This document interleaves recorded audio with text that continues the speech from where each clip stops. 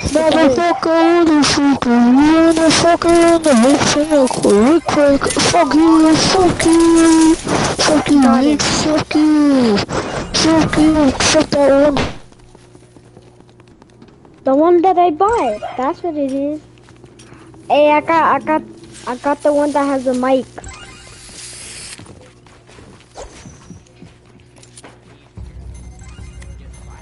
Don't know how to turn on the light. Bro, I think I got scammed. Lasered him, lasered. Just one tap with the shotgun. The only heals he actually has right now. I'm TP, I died. Yeah, hello? Yeah, hello? Hello? Hello? Oh shit, I forgot my mic is muted. No, dang it! Yeah, hello? Hello? Hello? How did the superhero... Okay. Wait, what's your username? XRJ.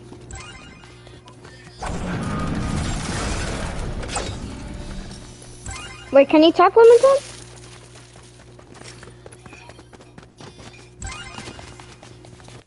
I'm in green team. I'm the superhero skin. Can you send me a friend request? What's your username? It's cracking you. I tried to, but you're not accepting friend request. Just kind of looking for resources, heals. Patch, kind of shoved down to the low ground. Is that you? Has ODM gear at least to rotate on out, but what was the username that you friended? I'm in a fight right now. I'll tell you after this.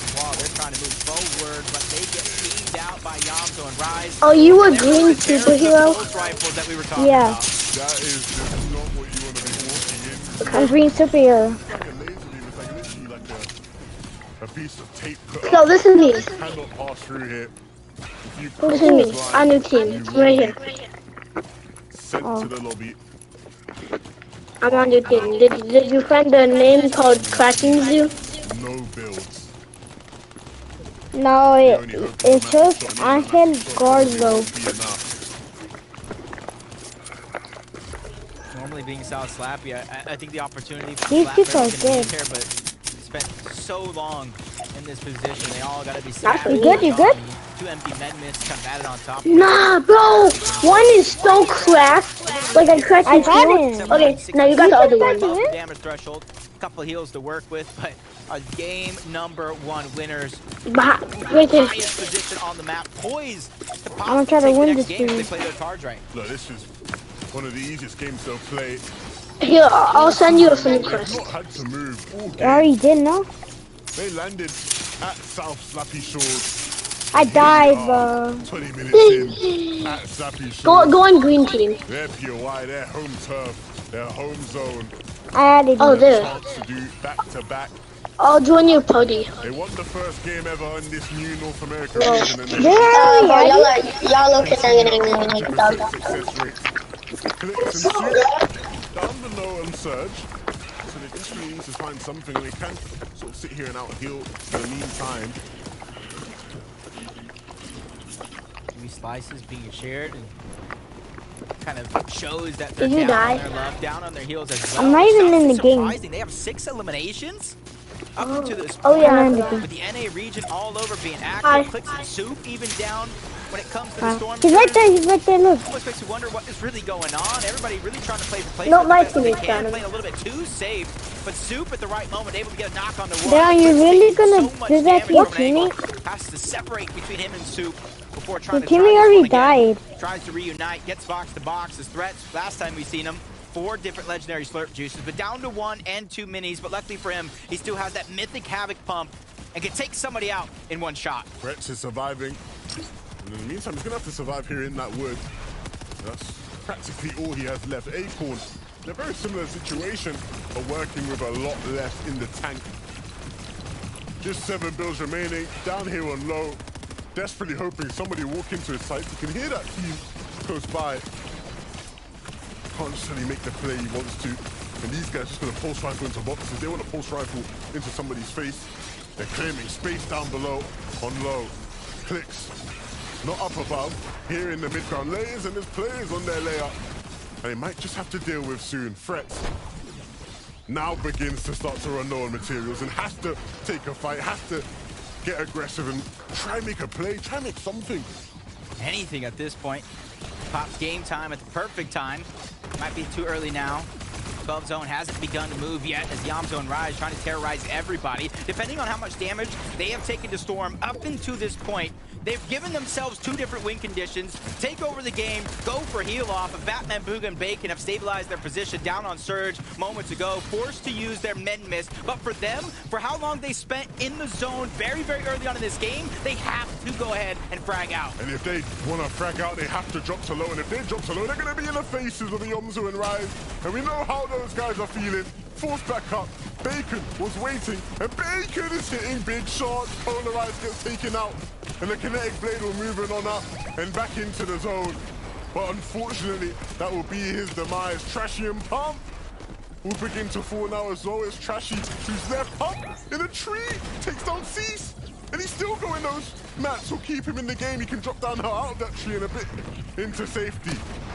Acorn surviving still as a solo, no heals, 19 HP, trying to follow the zone to the last possible moment, at the very minimum, gets himself into the top 4 before going down. Top 3 we go, Rise and Yamzo, game time, splashes, but Quanti has the high ground. Peterbot's there as well, but he's gonna go down. He at least took down Rise, bringing this down to a 1v1 situation, but Quanti, he ran out of heals. He's forced to drop down low. Yamzo having a little pizza party down low towards the low ground, and he celebrates by taking the game. Yamzo just had way too much in the tank for anybody else to deal with.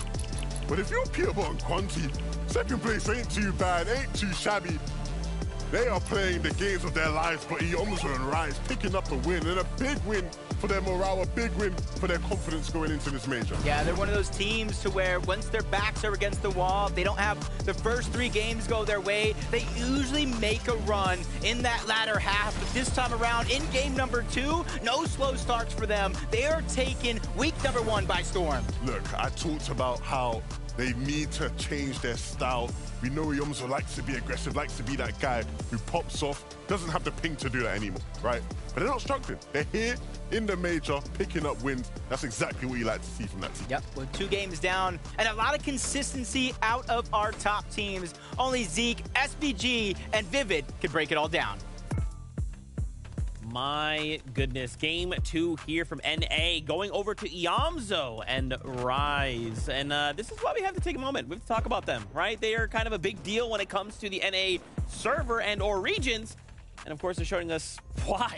I mean, the amount of heals they had prepared for, like, these guys are just operating on another level right now. Yeah, they were running through that lobby, too, with those pulse rifles. They were just ready to go on low ground. They pretty much got that win condition, and like the guys mentioned while they were casting, they're either just going to run through the entire lobby or they're going to be ready for heal off as well. 100%, and I think, you know, we've seen 2 games now, and the narrative for this duo 100% has been low ground, right? They're claiming so much space down there, and they're doing it so well, doing it together as well. I was watching this play out of Yamzo, and it was crazy because Yamzo was kind of like box fighting right there, and then I saw some shots coming in from the side. I'm like, wait, they're coming from so far away, and it was actually Rise that was all the way over there, so they had so much space claimed on the low ground, able to work with so many angles, and doing it as a duo, not easy to do in the end game.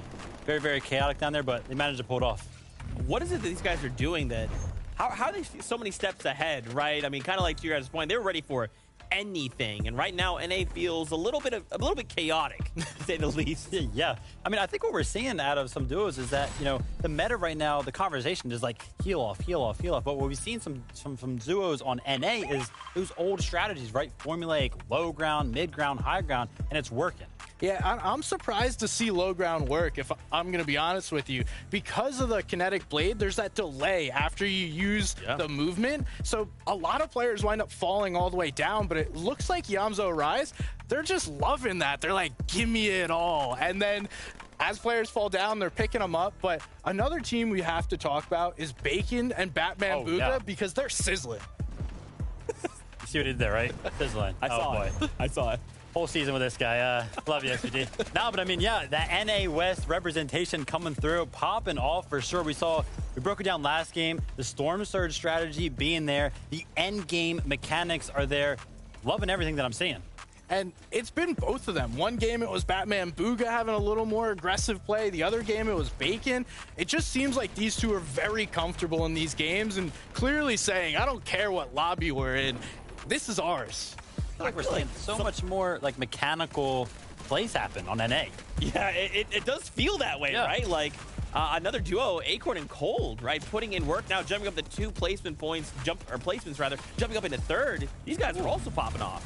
And of course, there's a title to defend this season for these guys. So, you know, finding themselves in this first weekly finals is big ups to them, but long stretch ahead. And I think that they are proving right now that they can pretty much adapt to any meta because this one's not an easy one to tackle, but they are making that adjustments and it's working out so far. And typically what we've seen is Cold is the one doing the solo pop-offs in endgame, but it was Acorn. I saw him as a solo way earlier in the game, and I was like, wait, okay, this is going to be so difficult. And then he wound up being one of the last players as the zones began to close. Just played this perfectly. Didn't really do too much, but at the same time, you don't need to. You just find the right layers, you find the right position, and get the little refreshes that you need. Yeah, also flexing on everybody, right? Having the axe of champions, pulling that out in the end game, maybe scaring some of his opponents towards the end game there, but no, I mean, great stuff. And again, this is one of those plays that we see, right? Like he's holding people that are being staggered on the backside of moving zone and taking the fight to them. That is just something that I really feel like we did not see a lot of yesterday on EU. But again, like I mentioned, some of these more formulaic strategies that we have seen develop over time in Fortnite competitive, I feel like we lost some of that during this season when I was watching EU, but I feel like NA is just showcasing it even more, even in this meta. Yeah, they're just going to say, this is what we're used to, right? Like, why are we going to push this to heal off? Why are we going to let these things happen? And I think that's what happened over in EU, right? People were saying, you don't want to fight me. Okay, well, then I'm going to just amass my healing off army here of splashes and things, right? And I think I appreciate that a lot about NA. I mean, it's pretty sick. Oh, yeah. You love to see it. And then, of course, we got to talk about the team in first place, right? Why not? They did what we saw all day yesterday. Go all the way up to height, sit up there, hang out, and Peterbot and Quanti, they're doing exactly what they left off in game 1. Falling a little bit short at the end. Quanti was like, all right, I'm going to walk off. I kept asking you, Vivid, is that high? Are they at max height? Are they almost there? They're almost there. I was looking at it, I was like, they gotta be close. But no, I mean, again, right? Peterbot just showcasing his mechanics, and you can already see his his loadout going into the end game. He had no heals to really play that heal up, and he was fully aware of that, which is why he's going for so many eliminations. And then there's that leap of faith you were talking about, right? Quanti's like, maybe I can do something. Nah, couldn't find the player at the end there, but still, I mean, second place on the game, first place on the leaderboard. It's looking good for this duo. Second is still second, right? You don't need the victory royale all the time, but those placement points, they will very quickly add up. I mean, there's a ton of names here on this list, even looking at someone like Trashy and Pump, right? We talked to Trashy at the beginning of the show, jumping up 43 places up into 7th place. That is what this duo is capable of. And again, I mean, we saw Pump also alive as a solo. I think that's something that SPG kind of talked about, the solo clutch mentality of Pump, his capability to pull those out. Second to none. No, and he just shows that every single game. Most of the time, they're gliding through endgame as a duo, and then, you know, bad stuff happens. It's not always going to be perfect. And then Pump's like, I got you, bro. Let me get a few more. And Miro and Booga, that's how they won an FNCS, by doing that. Man, this has been so much fun, but we do have more games ready to go for us. 4 more games on NA. What more could you ask for? Well, I'll tell you what you could ask for. It's Jacob and Levin.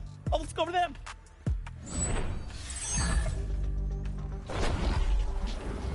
Thank you very much, Zeke. We are here for game number 3. The first 2 games definitely showed us that the top NA players, the likes of the former champions, Acorn and Cold, the likes of Yomzo and Rise, Peterbot and Conte, a new duo in this stage, are here to perform, here to show up, here to show us what they can do. Yeah, and I think today is what you're seeing is the result of 2 regions combining into one. The clashing play styles going at it right before our very eyes, and that's what I'm saying. It's going to be a real wake-up call for some of these players in general, once they realize that playstyle isn't going to work in this new era of Fortnite when it comes to NA. But a different bus path this time around, which means a different off-spawn fight right out of the gates and more time to work with for some of our teams. One of them is going to be Day and Shore, but uncontested towards Breakwater Bay. So all they're really going to gain out of this is just more time to loot up and set their foot on the road. Nobody at Breakwater Bay to fight them off spawn. We will see off spawn fights here between Batman, Bigger Bacon. Picking up the weapon as well, and so no chance for you. Edward did get a chance to pick up a gun, but unfortunately, he has no teammate. Quanti and Peterbolt in the feed go down. Ooh. Oh dear. That's the fight over at South Slappy, and that's the fight they've lost. Not good, but at the same time, a first place to second place, at least they built themselves a little bit of a cushion here in our weekly finals. As Bacon and Batman Booga, they already got one. They go right back on up, take the high ground and take down Edward. And that's going to be a huge start for them, because you saw how far they were able to push it in that last game while staying in Storm for the first couple of zones. This time around, they gave themselves so much time to work with. As we tune in to Paper and Shadow, the Death and Tahi fight for Shattered Slabs. Looks like a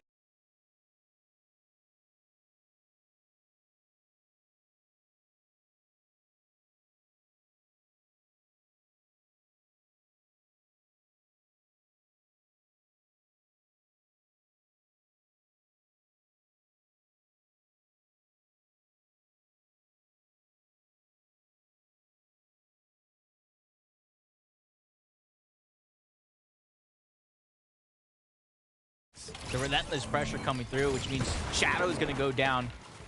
And honestly, that's a win right now. That's a win, and that's why you see him disengaging. He got the points. He left him into a 1v1. You got to imagine he possibly already has the reboot card as well, so he's just trying to put himself into a better spot instead of getting greedy.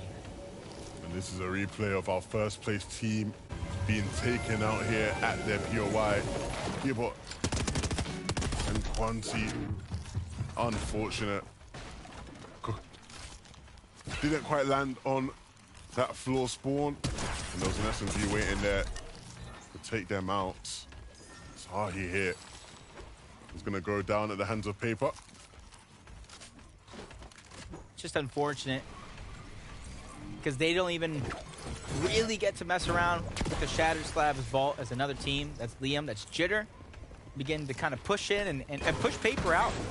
It might have been a different story if Paper still had his teammate by his side. They'd at least be able to defend it as a duo, but the more important thing to him is getting his teammate back in and having a second chance. And if he does so rather quickly, Levin, they can kind of loot up whatever they can, the scraps over on whatever is the north of Shattered Slabs, and try to kind of turn around and fight for that vault once they feel like they have the loot and the confidence to do so. Quite a few times today we've seen Jamper's name in the feed relatively early on. This time around, we're gonna get to see what exactly they're cooking up off spawn. I like Cam and Jamper. Yeah, And Paper led to them being taken out at times, right? Off spawn here up against Hound and Aiden.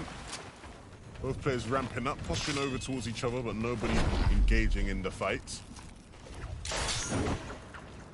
Hound and Aiden, another team in the former NA West region.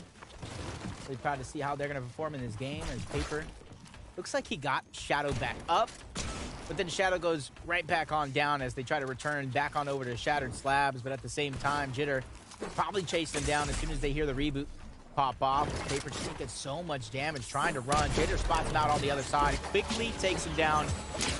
And they have the best possible chances to get the vault here towards Shattered Slabs. But as I say that, another team in the distance beginning to put down shots, which means they're going to have to think. They're going to have to guess, is it safe enough? Is somebody looming around the corner? What's the plan here for Jitter and Liam?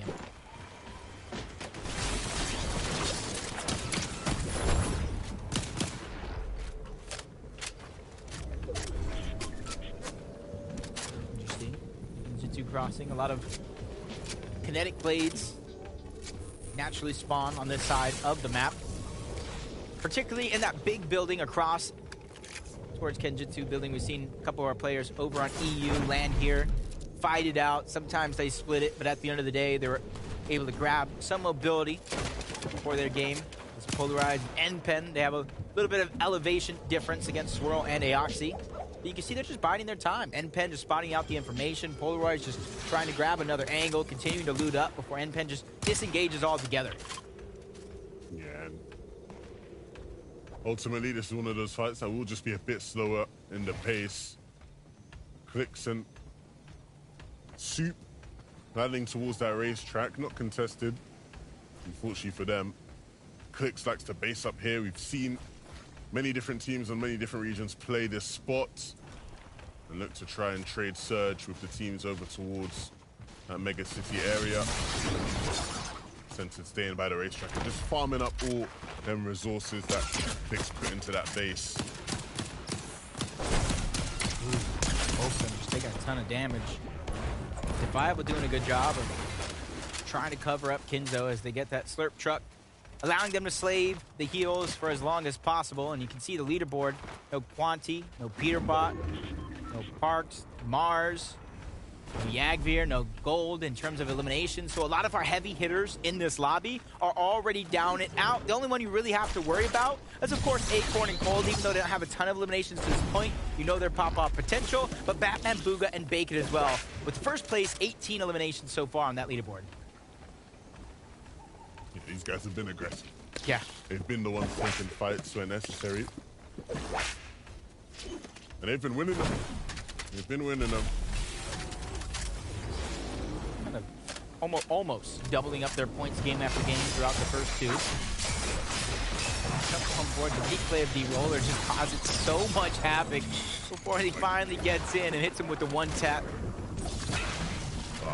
That's just crazy if you don't really see that one coming, and it's crazy if you see it coming as well. Yeah, I don't know who I'd rather want to be, right? The people that see it coming or the people that don't see it? I think I'd rather just not see it coming. At least you have an excuse. Yeah. I'd rather not see it coming. Send me back to the lobby. Just get it over with. Virtual and TK. You can see them, they're kind of splitting up here. TK beginning or continuing to farm up.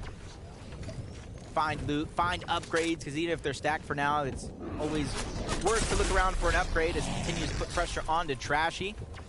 Taking down the shield. You can see they're not really closing the distance. They don't feel confident enough just yet, but as I say that, somebody pushes up to Trashy right away. That was Ritual trying to be the tip of the spear thanks to the damage that TK just put on. And they're still chasing him down. They don't want to let that damage go to waste. Where is Pump? He needs to be able to help out Trashy in this situation. And as I say that, in the minimap, he's trying to close out the distance, trying to put down suppressed fire, but it's not going to be enough. Ritual was just hot on his heels, didn't let him escape. Now, just gonna pick that one up. I like that, though. I like that. The reason why he picked him up right there is so that TK can aim for the headshot, get max damage for Surge. Wow. The one side. You can hide every side, but the one that's open, they're going to find it.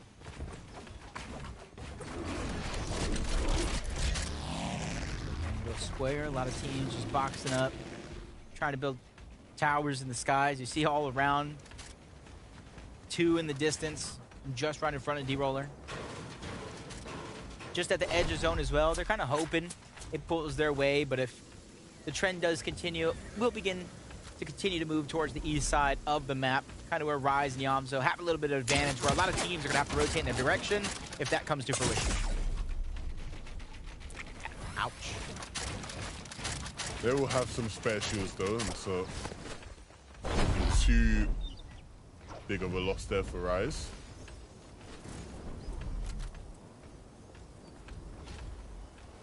Two-gun threats, though, just outside of Genjutsu Crossing on the island. Luckily for them, though, they do have the kinetic blade to get up and out at a moment's notice without any mobility. I would question a spot like this. Just looking at their inventory, they should be A-okay in this position as they just try to get Surge, hold players out, just like Clicks and Soup have been doing almost all game long. And look at their loot.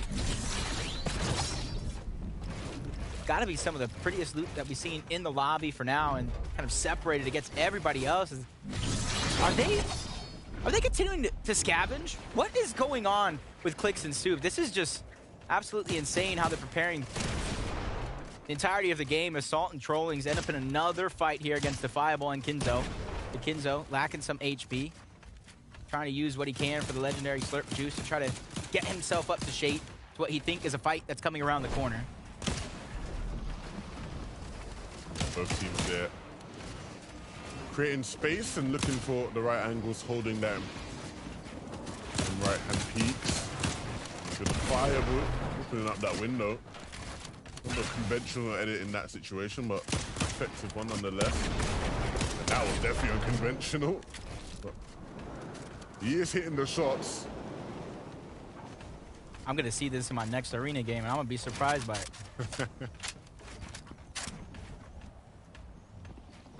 But I like how it's kind of slowing down just a little bit. They're realizing their win conditions. They're realizing they cannot take too much damage. But, Levin, I asked a question early on.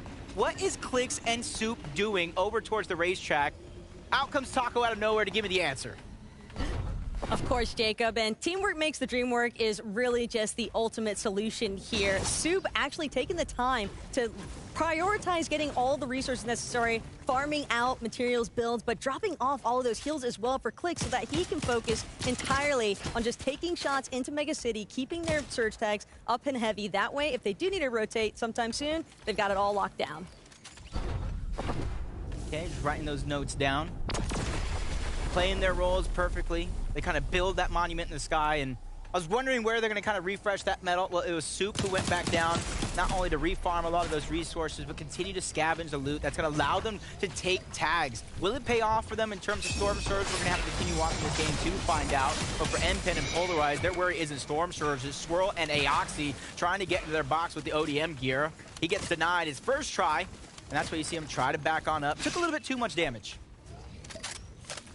Of course, she does have shields, right? Of course, they just open up this cache, and so there's some spare shields, spare bigs there that they'll use to get themselves back up. Shouldn't be too much of a worry in that sense.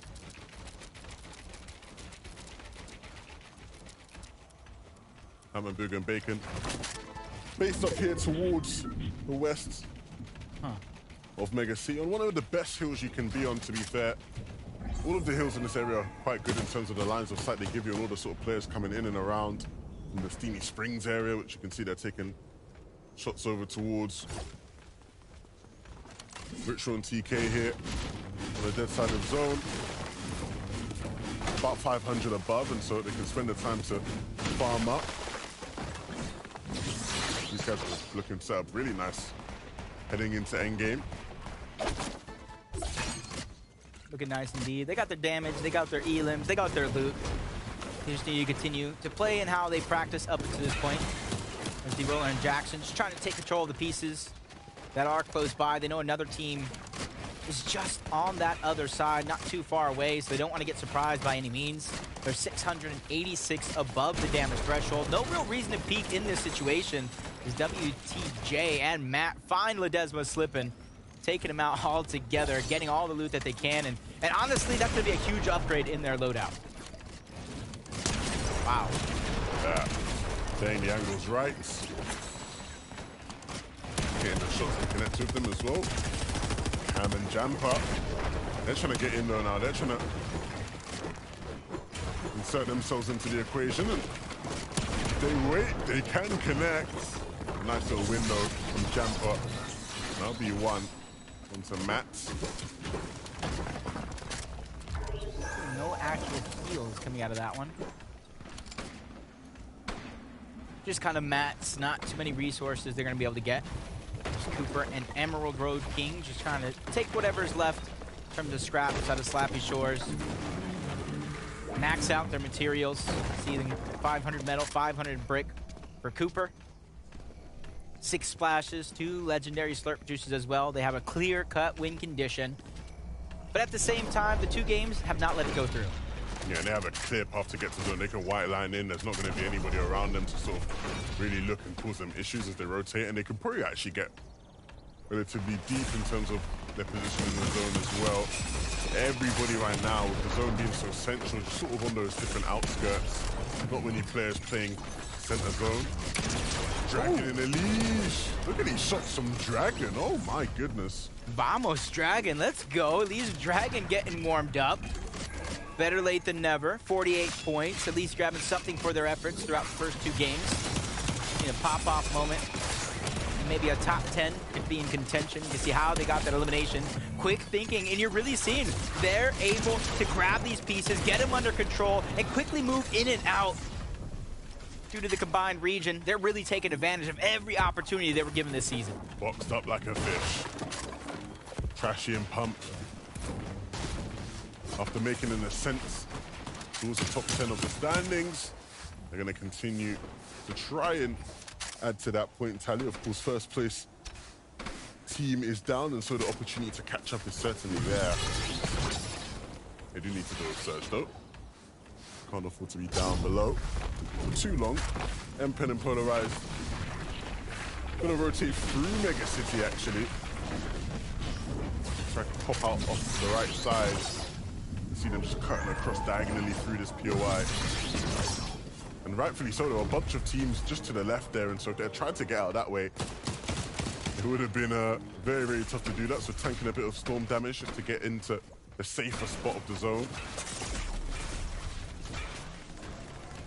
Instead of popping any sort of shield, they're immediately still trying to go in. I don't know if they saw that Pump was weak or just simply trying to take advantage of their situation. Pump goes down. That's TK who's able to take him down. Comes at a cost, though. Down goes DeQuinted as well. Trashy and Pump get cleaned up overall, but each one of these duos getting a share of that pie. Quinted knocked off together, and that's why you see Sinento just trying to back himself into a corner, but shots coming in from a whole nother direction. His position's going to be given away by trying to play defensive. Ritual gets denied, but as they go into another box, Ritual just lands the perfect shot to take him down, bringing their total to 4 eliminations and over 700 above the damage threshold. Yeah, so I liked how they were looking. And hopefully now, taking a look at their inventories alone, you can start to understand why these guys are stacked to the brim. Well deserved. Look at some of these shots from Ritual. Hitting hard today. And unfortunately, Trashy wasn't happy about going down there, and understandably, they were making such a nice climb up the standings, and their progress is currently put to a halt. Rising and Yomzo, a really nice position here on the north side of the zone. They were able to get in ahead of the rest of these teams. You see all these teams are looking back at, they're the ones that have to get into zone, and they can just sort of stop them, or delay them at least. Maybe pick up an limb along the way. The damage alone would be enough to satisfy their needs. Golden Acorn. Haven't got ramped up to what we've seen in our last Major 1 final for FNCS NA side of things. But they're one of the teams throughout the last 3 weeks of FNCS Major 1. They didn't necessarily put it all on the line. They had a struggle in week number 1 and picked up the pace throughout those last 2 weeks. You got to imagine a team like this with all the experience in the world can pop off at a moment's notice, so it's not somebody you want to sleep on. As we jump on board Bacon, he's by himself. Batman Booga got knocked and taken out just moments ago, so with no heals and no teammate, Bacon definitely does have his work cut out for him to keep that consistency intact. 116 points. They're definitely one of the teams to watch out for.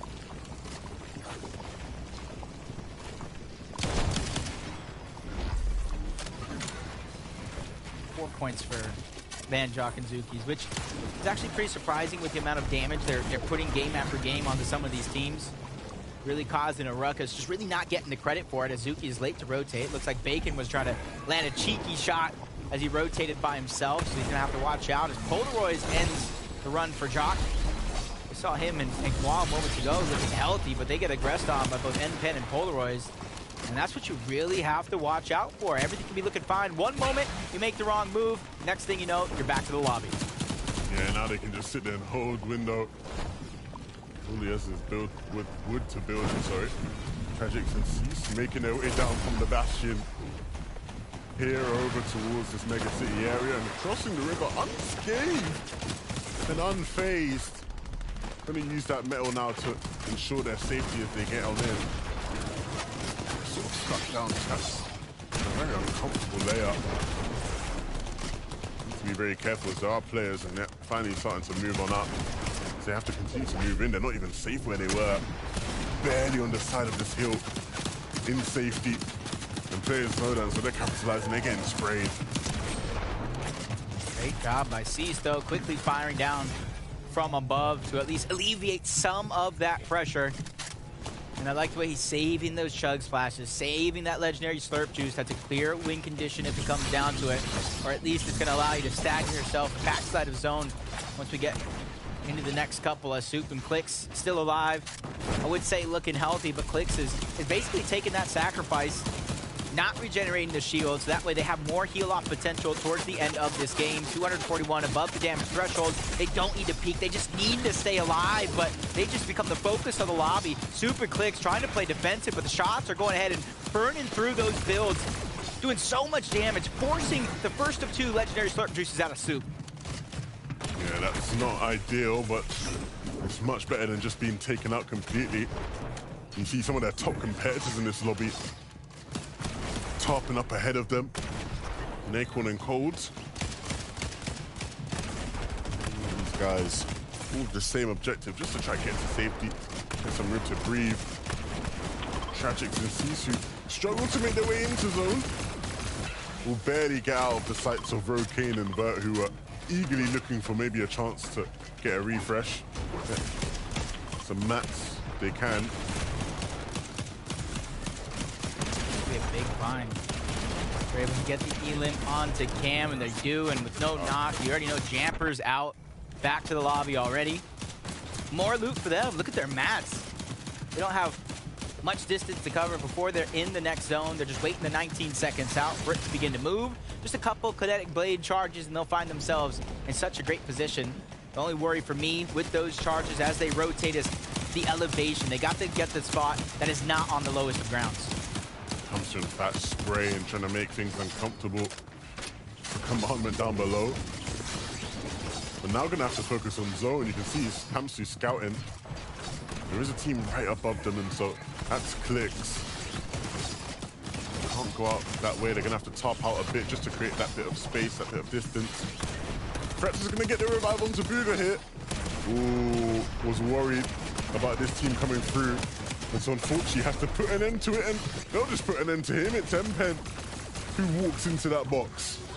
TK gets the credit for the other one, but the damage is done. Emerald Road King does go down. Cooper's going to be left by himself. 3 splashes, try to use the ODM gear, but gets tagged up, falls to the low ground, but catches himself at the last possible moment. Legendary Slurp Juice going to be used, but when we look at the high ground, that's Poyo, that's Keyboard, and almost gives you a glimmer of what Booga saw in Poyo. He just has to live up to that height, live up to that name. So good being up on height at this stage, so you have to do something with it. We'll see if he can live up to that height. Unfortunately for Yomzo, Rise has fallen, and he's in the back of the zone with many, many eyes watching. That kinetic blade is going to have to come through. Their charges are there to be used, and he'll use 2 just to get into a nice spot on the zone on the left side here. Not much congestion, so a bit of breathing room for Yomzo as a solo. Mpen doing very similar, moving himself to almost that same side. Cease and Tragic, though, they're not solos, they're playing together, and they need to land together, because if not, they might have players landing in their box.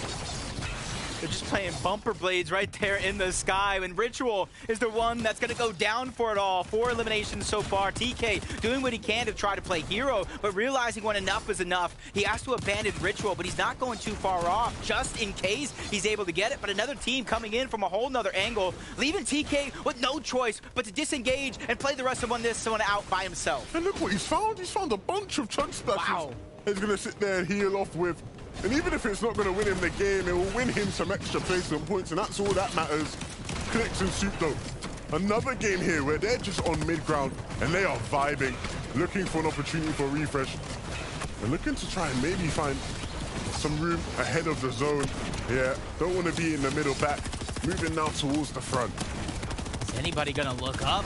They're one layer thin, as I say that they do. Poyo and Keyboard, though, they're going to be able to catch themselves with the Kinetic Blade. You can see Keyboard going deep into zone, making sure they maintain the high ground, which is going to be important as Clicks, Soup, still on the hunt. They know players are nearby, and they're closing in on that distance, but they're making sure they stay in that mid layer. If you drop ultimate low, there's going to be so many teams down there causing some chaos for your game. These guys have played their match brilliantly up to this point, but they are starting to run low on mats. And so it's going to be a matter of hitting some shots, but Clicks isn't ready. And so that just leaves Soup with just the one build remaining. Scratch that, no builds remaining.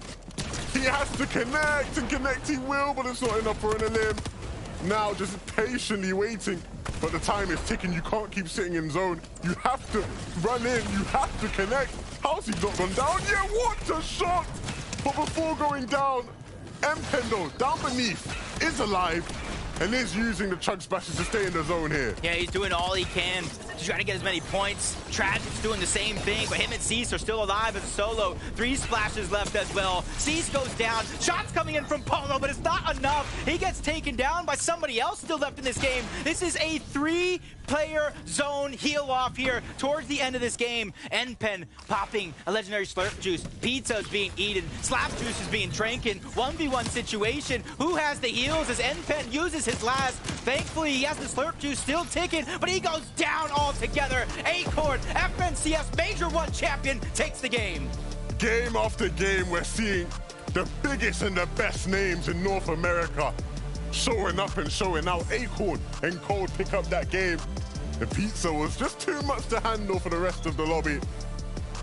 And a really nice win for a team that has been ever present in all of these different end games with some of their top competitors getting taken down early. They came into that game in 3rd place, and that certainly will move them much, much higher. Potentially will put them in 1st place as well. Really nicely done with a bunch of eliminations as well. Doing what they do best overall. Eliminations, endgame fiasco, causing destruction, and what a beauty to see as well. It's Acorn who actually clutches up and brings home the points. Hey, look, a really nice game for them. But look, we got to count up all the stats, count up all the numbers, see who does currently sit in that 1st place spot, and who better to do that than Zeke and the analysts. Leave it to someone like Acorn and Cold, who've already qualified. They're already through. They just say, let's play sport. Let's just go in here. Hey, let's just get another big royale. Casual. No big deal. And again, listen, they're playing consistently through every single game. No surprise. They're going to be finding a victory royale on the day. And I feel like every single game is going a little bit later and later into that heal. So maybe some adaptations being made by some of our players. But nonetheless, Acorn and Cold coming out on top. Yeah, it's really interesting to see because, like we mentioned last time, Cold's normally the clutcher, but when we have a change in meta, Acorn's like, dude, I'm ready. This is my moment now. And we saw at that last moment, instead of deciding, okay, I'm going to take that fight against Npen in the final moment, it's like, dude, I'm out healing you. Get out of here. I know I got this. I mean, there you see it right there as well. Acorn kind of fending off anybody that was backing up to his walls. Just knows that he has to just do a little bit of damage, make sure he finds that siphon as well, helping him in that heal-off aspect. Such a smart player. A lot of very, small things, right, that will lend itself to them winning. I like what you're talking about, that control, just to say, what are these little things? A lot of people would panic in that situation. Yeah. Not these guys, though. Nah. No need to take some of those 50-50 Havoc pump shotgun fights, right? Just get that tag. You have the builds. Play a little defensively after you hit that shot and going solid. Yeah, and the little things matter, too, when it comes down to it, of when are you popping those chug splashes? Yeah. When are you popping those heals? That way you're maximizing that time you're able to stay alive. And let's see how this translates to our standings currently. Is now Acorn, Cold, they jump up.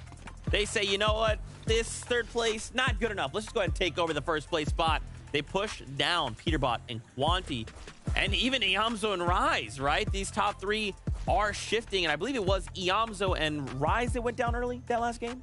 Yeah, 100%. I mean, also, we saw Peterbot and Quanti go down in the early game, right? So that's why this lead was able to be formed. But all those teams kind of sneaking into this top 10 right now, Cease and Tragics. And that late game right there, we saw some rotations, some very tough rotations being made from Cease and Tragics on foot, actually. Not something that we see a lot this season, just simply because of those kinetic blades. But Cease has the experience. He's made so many rotations on foot.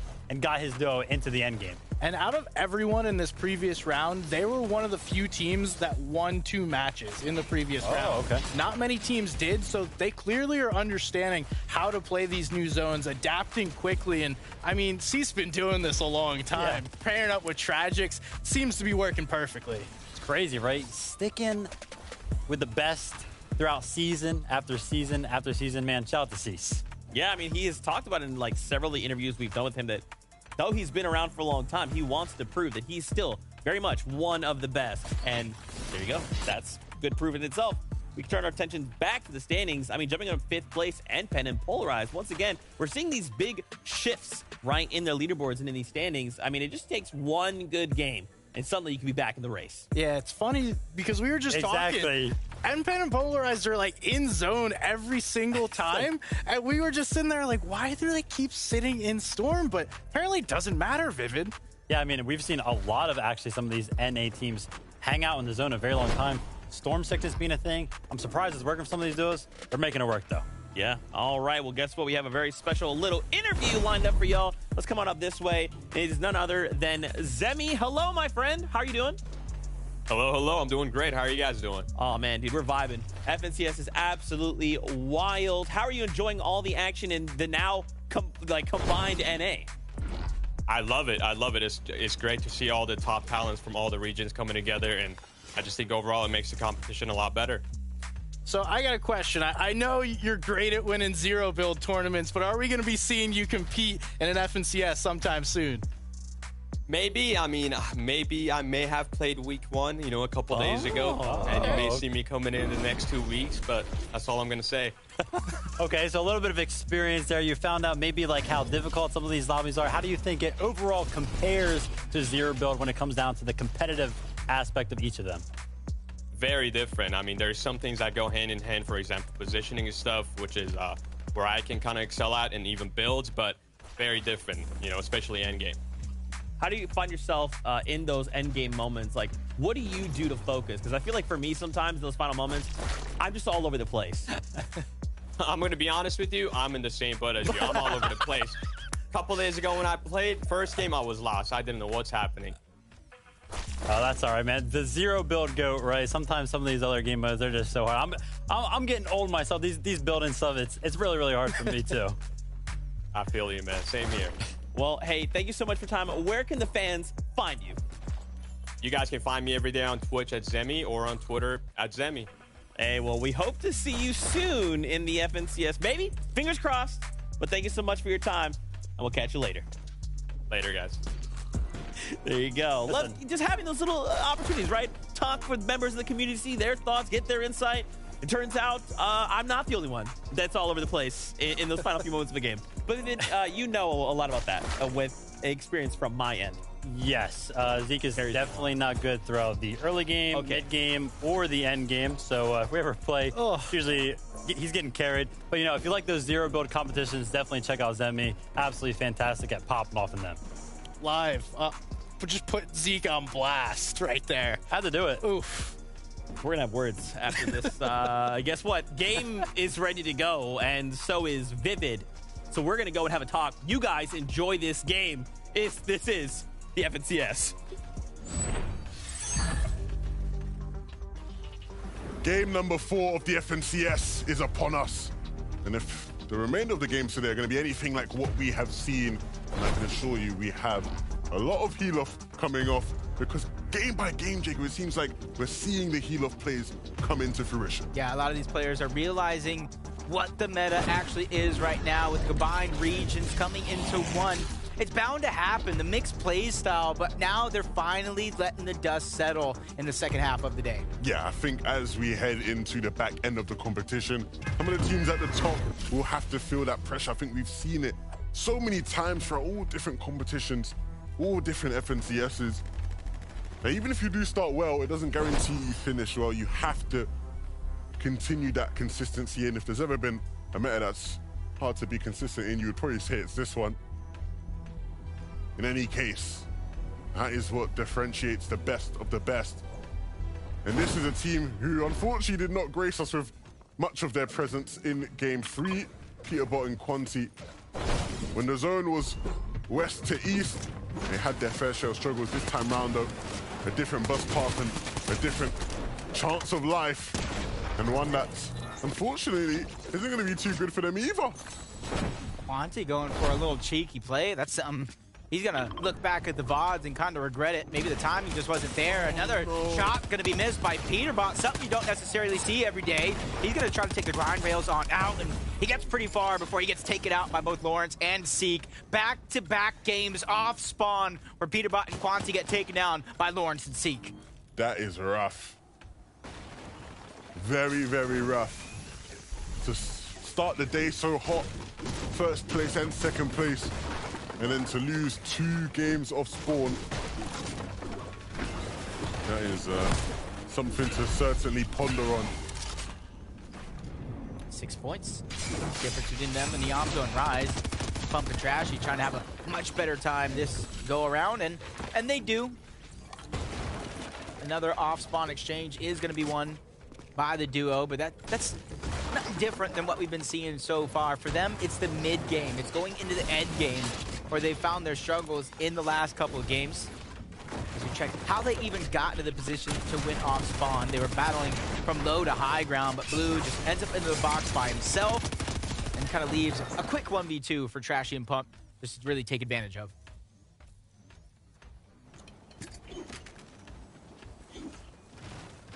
If you're Acorn and Colds, you'll be very, very happy that that second place team has fallen. And you'll be hoping that the rest will happen for the rest of the top 5 as well. Give them a chance to increase that lead. And like Zeke was alluding to, these guys have already qualified for the Global Championships. We will see them there towards the end of the year. So anything they do in the majors is just all practice, all for fun, really. Just showing off what they can do. It's all about the money to them. It's all about the money and just proving their dominance over the course of the year. Because one thing I don't even say I think, one thing no team has ever done is win every major in the year. Yeah, that'd be kind of ridiculous, right? It would, but hey, they already booked their spot in the Global Championship. They already won FNCS Major 1. That's really all they have to fight for, that and the money. Look, we are only 4 games into FNCS Major 2. Let's not get too ahead of ourselves talking about winning every major. But if there was ever going to be a team to do it on this region, you'd probably put their names into that hat and be at the top of the very list. Skittles and Aviv over towards the north side of Brutal Bastion. Skittles just based up here, sitting on top of this mountain, on top of this hill. Problem is, there's not really ever going to be many players rotating in around this area. 1 or 2 teams at the most, and so you have to maximize what you get from them. Back over towards Slappy. Hide and Seek and Lawrence still causing issues here. Wow, that's Rise. He's taking so much damage trying to escape. Yamzo nowhere to be found for now as they continue to backtrack. Zeke took a lot of damage, but instead of popping that big pot, he's returning towards South Slappy Shores to try to get any of those slap barrels that are left nearby, scavenge any bit of loot. You can see him pushing up, checking if the slurp truck is there. He's doing everything in his power to try to conserve as much of the resources as possible.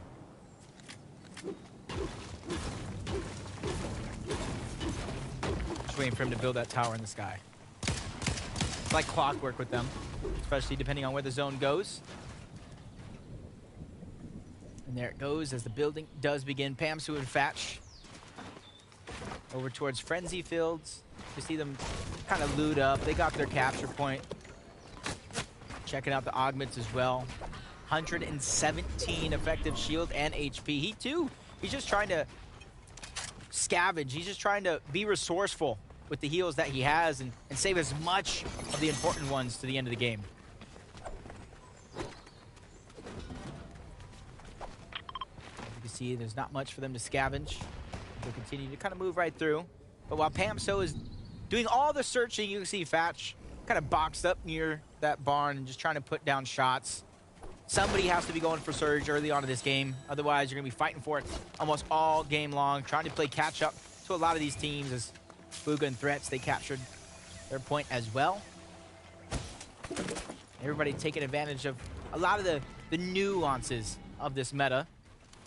Skittles and Aviv were once at the tower above. Now they've returned towards Brutal Bastion. And that's the thing. They're probably just scouting for information, waiting for the vault to become usable. Yeah, they're going to block this off as best as they can, but that's not going to stop Barito and Ledesma from forcing their way on in. You see how aggressive they are. So relentless in their approach to just try push through and claim the vaults. But again, Skittles and Aviv just going to back off there for a moment. Create some space, create some distance.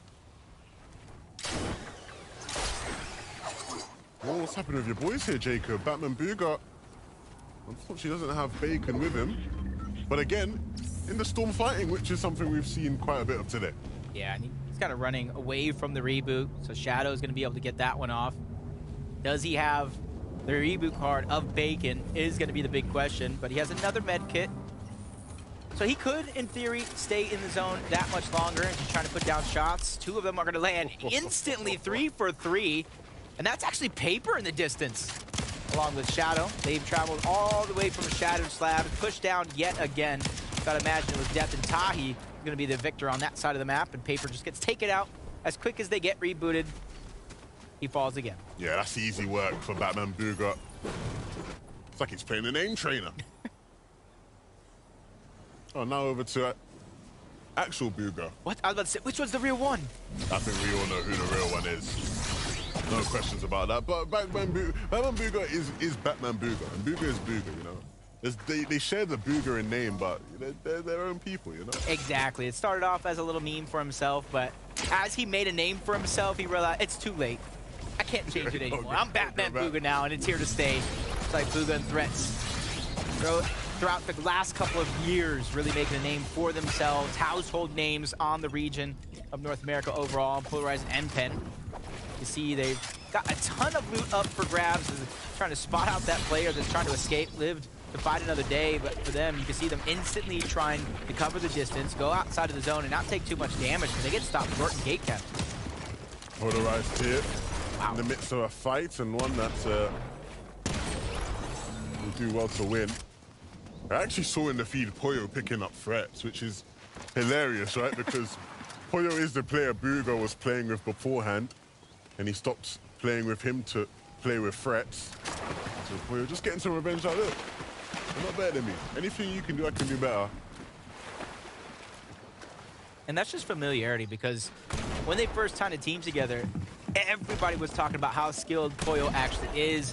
He was consistent one of the last times I've seen him on NA West, so he's definitely kind of earned the opportunity, even if it was for a day or two. The team was one of the greats, as Edward lost his teammate. You see him trying to scavenge around over leftover loot, get the reboot card, anything that he can at this stage in the game, because you're fighting in the last half to try to finish strong.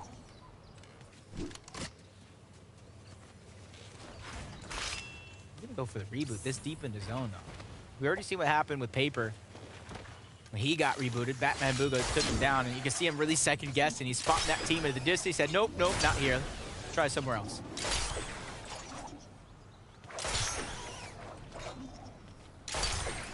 Rodium Gill moves them across rather swiftly.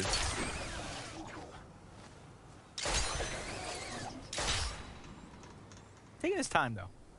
Not really taking his time, just taking some time, I should say. But as you look at that, Yamzo, a solo. Wondering what happened between these two, Yamzo and Wise. Well, we enter in a new analyst to the mid game, SBG. What happened to Rise? So we have a little two-piece for you. We see Rise go down. That's why Yamzo was going back to get that reboot card. But not only that, these players circle the down body, pick him up, and then try and maximize that damage onto the body for Storm Surge, making sure they get as much damage as possible. Something we used to see a lot back when sniper rifles were in the game. People wanted to get that max damage headshot with the snipers. And they always look to do that. Extra damage for Surge can go a long way. Ouch. Unfortunately, Pamsa won't be going a long way in this game. Zuki takes him out. Freshly rebooted at that. And really nothing for your efforts after that reboot other than points. There's Elysia Dragon versus Day and Shore. High hopes for Day and Shore, but Elysia Dragon are proven to be a formidable duo in this FNCS. Trying to take the better ping buff and run with it as they take down one of the hottest teams through round number 2. Really stopping them short overall to get their second elim of the game. Yeah, nothing quite being able to work out there for Short and Day. Legion Dragon, we've seen them hitting really big shots and really clean shots all throughout today's games. Piecing people up, putting them down. Next rotation, just trying to farm up as much as possible. Any little bit extra, even if it's about 300 missing brick between the 3 different types total. As you can see, Clicks and Soup are one of the just 2 teams to place top 10 in every single game on the day. You're going to imagine landing center map, being able to kind of build that tower in the sky, get Storm Surge, all while Soup is just kind of gathering the resources. You can see the switch up. Click said it himself. He's going back to doing what he does best, and that's fragging out. And with one of the best IGLs in the game in Soup, hey, this is a team that I'm going to be loving to watch this season.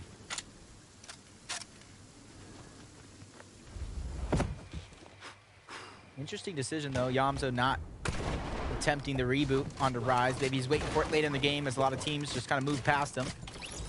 Deoxys throw up in another battle, but all they had to do was just wait it out. Player went down to the zone. You can see them too, just like some of the other teams throughout the day, popping game time rather early than we've seen their EU counterparts do yesterday. What do we have here? A reboot came through. Boogle was able to pick threats up, and you can see them coming out from deep in the zone. And in terms of what they're working with now, a refresh will be more than just needed. It will be quite literally the key to any sort of meaningful game happening from here on out. Material so low, loot not looking the best.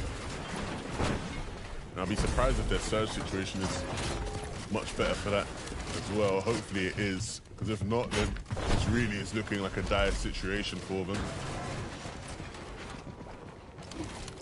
But for Aviv and Skittles, you can already see, judged by the loadout, from the Vault and Brutal Bastion, all the way to Rift Island in the sky, they went as many of these mythics as they can put in one loadout as they can, but it's going to be Nick, who's just high above the rest on top of the building, and even more so as he built himself a nice platform to try to look down on everybody else while his teammate is doing his best to kind of contest that capture point.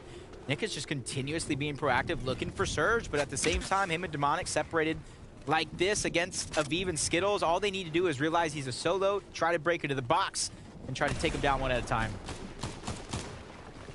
Uh-oh. This is trouble.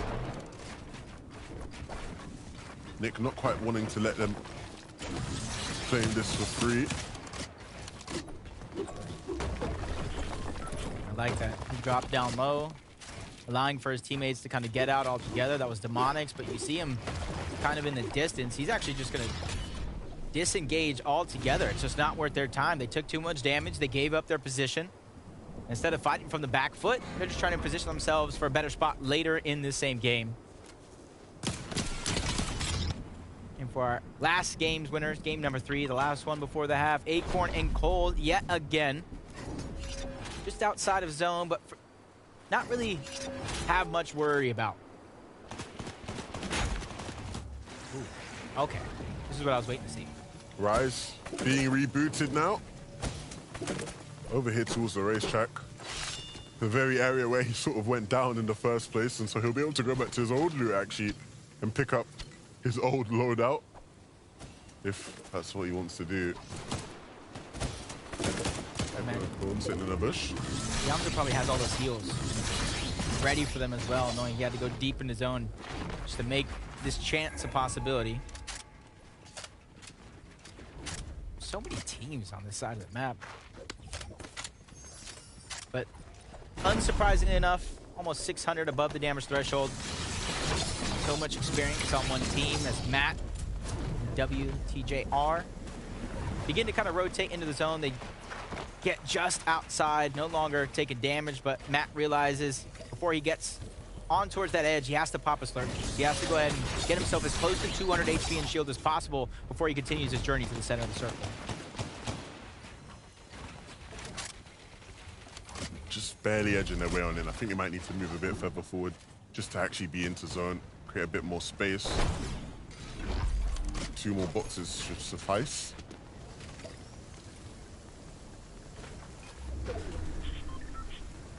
Another 18, halfway through this next game. 6th zone. We already know it's moving towards the north this time, more so, as I do believe it hovers over Lonely Labs. They just got so much distance to cover, but Threats is gonna go down. Yep, falling in the feed again. Got rebooted only for him to be taken out once more. We'll see exactly how it happened.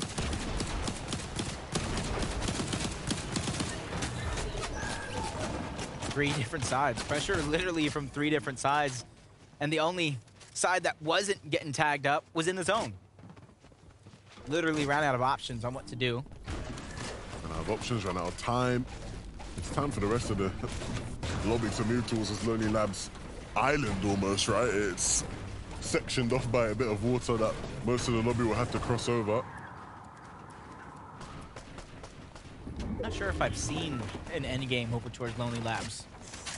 At least not in quite a while, because you gotta imagine. We talked about the water. There's a huge dip, a huge trench all around that a lot of players can hide, especially players that might be solos.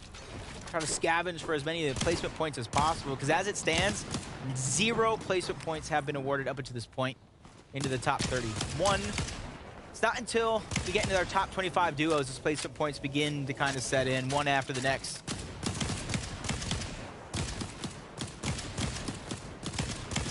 Nick's not able to connect with any of those players that were moving in. Was in the right spot to do so, but could not quite connect. I know he's been putting in effort into improving his third game, and now things just aren't quite clicking. No pun intended, of course.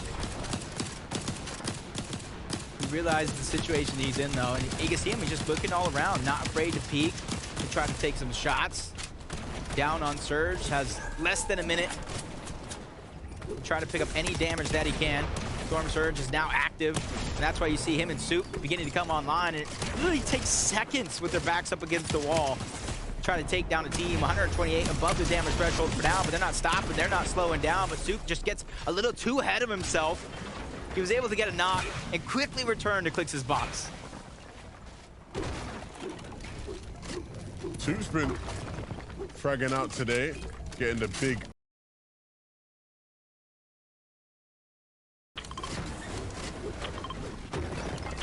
Might not be done. Nope. They know somebody is nearby. They don't know exactly where, but they're finally going to be able to take down Trolling. Putting themselves well above the threshold for now. About 300, which is a huge difference. Once down almost 100 below, really making things happen here late into this game. Assault takes a shot before flying through the sky, trying to cover the distance, but still 77 below the damage threshold as he quickly moves above. That is a blessing in disguise, but as I say that, he becomes the focus of the lobby as a solo. 34 HP. He needs to figure out a way to use the splashes, but so much shots coming in, he has to defend himself at the same time, and he goes down. Sad sight to see for someone who put in so much effort. Speaking of effort, Yomzo and Rise tried to get into this box, and Yomzo was forced to win it out alone. Ritual punished Rise, but fortunately not too much. D-Roller and Jackson are strolling into that box zone, so I don't think Rise will be revived. I think Yomzo is just gonna have to get out of the way, build up, move out. Yeah, he will. The revive can't come through just yet, but no, dropping beneath the builds. Jackson and D-Roller left them alone, and that just creates a space for Rise to finally be picked up into this game again. That was important, because they're barely on the cusp of top 25. Placement points are barely beginning to set in for a team that is well within reach of the possibility of taking first place. That is a must, as ZZ is just trying to push in, 5 below the damage threshold when it comes to Storm Surge, but whether you're 5 below or just simply 1, the Storm is going to do damage regardless. Using the last of his smash, leaving him no choice but to continue to try to move forward. But 2 back-to-back shots puts him 200 above the damage threshold. You add in the fact that he just picked up a huge elimination, that siphon, that refresh, even the chug splashes added on top could bring him towards the end game. That shield bubble for extra protection is nice. The protection's all good and well. You need some builds, you need a refresh, and that shot is definitely a start at getting there. Yomzo takes the wall first time. Who would have thought he'd be able to do that on his ping nowadays? Either way, they weren't holding a wall, but they were holding a stair. And so they were able to block Yomzo from being able to make his way on in. But now the ODM gear, he's going fully in. He knows he needs these limbs, but nothing quite is working. The desperation kicking in. They just need something. If they can get in front of somebody's face, I'm sure they're gonna hit the shots needed, but they just have to get that opportunity, and the windows are just not open right now. Yeah, perseverance, though, is gonna be the name of the game for Iamzo and Rise. Even using that last build to get the piece control is Polarized and Pen. They have more than just piece control. They have full control over the game up until this point. Night Zone, things are going to begin to move. With 1 elimination so far, my only question is how many heals does NPen actually have? And the Yomzo and Rise, they went down. Ooh, let's take a look at it. Heals. WTJ. He dropped down, and Matbra pinching in from the backside. And so that duo, who we know needed a big refresh to stay in this game, couldn't quite do it. Soup, though, still continuing their own journey. Ultimate low ground, Trashy and Pump. We saw them become victorious right out of the gates, off spawn, and seeing how it's led them so far as Clicks and Soup, 46 above the damage threshold. Game time already being used. Pizza in his back pocket when push comes to shove. Same could be said about Acorn and Cold here, but they have 4 extra splashes added to their total, so they're going to have a little bit more room to work with as they quickly Kinetic Blade to the front side of zone, sacrificing just a little bit of HP to build himself some more safety on the other side. Rokin and Vert looking for a potential drop down, and they see that play on this layer. That's Mars who's running away. Wow, everything just came crashing down for that short moment. Polarized and NPen, though, with those Kinetic Blades, they're going to be able to catch themselves and continue to maintain their position on that high ground. NPen, though, he doesn't have any heals. Unless he passed them on over when we didn't really see, it's going to be hard for them to win a heal off if it does come down to it, but no game has really came down that far. ZZ still a solo, no heals, but plenty of builds with that Kinetic Blade. He's going to easily make it from point A to point B. He just has to make sure to not get tagged out of the sky. Cold and Acorn moving through. Clicks. Let's have a pizza to pop, and maybe should look to pop it with his HP. He is 1 half decent shotgun shot away from being taken out, and yeah, we'll just pop it to get everything he needs. Trashy and Pump. They're still in this game, and they still do have heal potential. If they have that augment waiting for them, if they have access to a pizza, they'll have enough to heal off. The heal offs haven't lasted that long, and so with what they have, certainly will be more than enough. NPen Polarized way above and easily choppable, but nobody's looking up at it. Nobody's even interested. What Cold and Acorn are interested in is all these players here on their layer that they can take out. ZZ, 12 HP and a dream. Like every time we jump on board, he just has less and less HP and shield. Trying to drop down low. Trashy and Pump under siege. So many players all around, just 1 layer below. Jeff and Rapid on the other side. They quickly try to get on out, but they're getting distracted for now. You lose sight of that focus. It could be your demise as Soup lost sight. He goes down, all left up to Clicks, but he's one of the best solo players we got in the game. And he catches Zuki slipping. Gonna say fast for a moment, but he's gone long ago. Zuki didn't see it coming. Clicks was waiting there, and he punishes, but can he get back into the zone? By the skin of his teeth, just a couple ticks of HP away from being taken out. Acorn has to drop his pizza now and even look to just play it, and another big shot from Clicks. But sadly not enough to stay in the game. Who knows what could have been? Trashy and Pump still alive as a duo. And these chug splashes will keep them ticking around. here in the back side of the zone for a bit longer. Acorn continuing to heal off, and Polarized now being sent down to disrupt the troops. Mpen does have the slurps, but not really any chug splashes. If he has pizzas, maybe that could work out for him. Acorn now avoiding as many ticks as possible because his heal off potential has run out, and his time in the game has also Polarized. Needs to connect, but won't. Players falling at the wayside, and it's Emerald Road King who's alive in this one. Gets it. Gets the siphon as well. That's the splash is going to be used out of nowhere, though. N-Pen from the high ground tags him up when he least expects it. Like a thief in the night, steals away that victory royale straight from his hands. Emerald King, before he had time to look for heals, search for something to maybe keep himself in the game. N-Pen said, nah, I see you from way above. And just dealt with him. Look at that. Wow. That's anybody's dream. Falling from the skies, falling from the heavens, and connecting with a magical shot. And Mpen and Polarized win the game as a result of it. Okay, that was nice. That was nice. That was a great finish from the high ground. He immediately just dunked on him. Literally. Let me tell you, if he's not an athlete, that's going to give him some inspiration. That was really nicely done. A shot that I think many players would have wished they could have lined up for themselves. But let's see where that leaves them in the standings. Of course, a win here is huge in these games. So much volatility, so many of our top teams were falling there. So we'll send it back to Z to break it all down. Thank you guys so much. N-Pen, Polarized, huge victory royale, and easily the most stylish we've seen so far. I think, especially calling out N-Pen, he is so hungry right now. He wants to make it to global championships, and this is the level we could very well continue to see him be. I think the name of the